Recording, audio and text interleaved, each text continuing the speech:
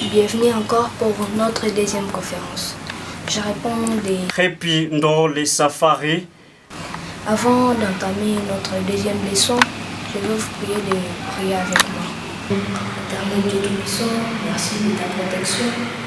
Protège-nous pendant toute cette leçon au nom de Jésus-Christ. Amen. Shetani amechezea familia za watu wengi, ametenganisha baba na mama, ametenganisha wazazi na watoto, na kulilia Mungu,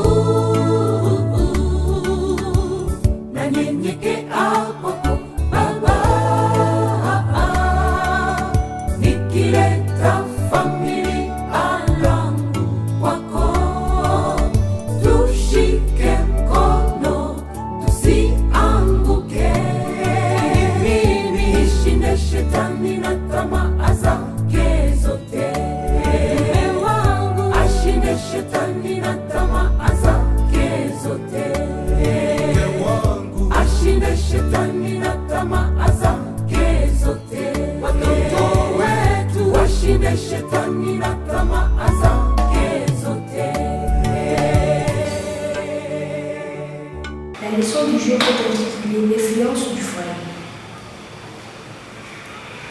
La mission du foyer s'étend au-delà de ses propres membres. Le foyer chrétien doit être une leçon de choses, de vrais principes de vie. Lorsque les jeunes quittent un tel foyer, les leçons qu'ils ont apprises leur sont transmises. Des principes de vie plus nobles sont introduits dans d'autres foyers et une influence édifiante opère dans la communauté.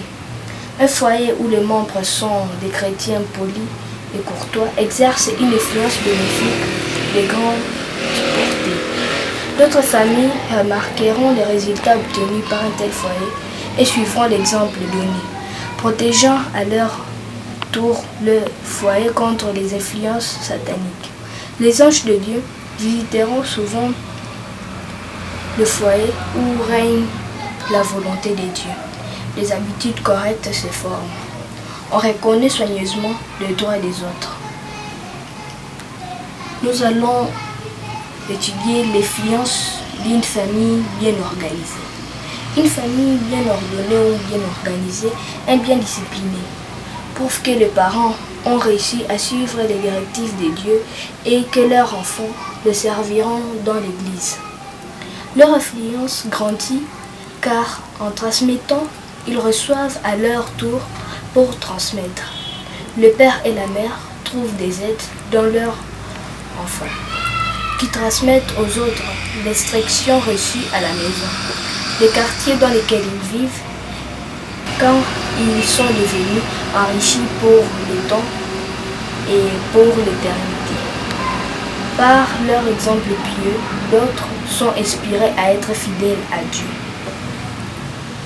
Le meilleur test pour savoir si un foyer est chrétien est le type de caractère qu'il engendre.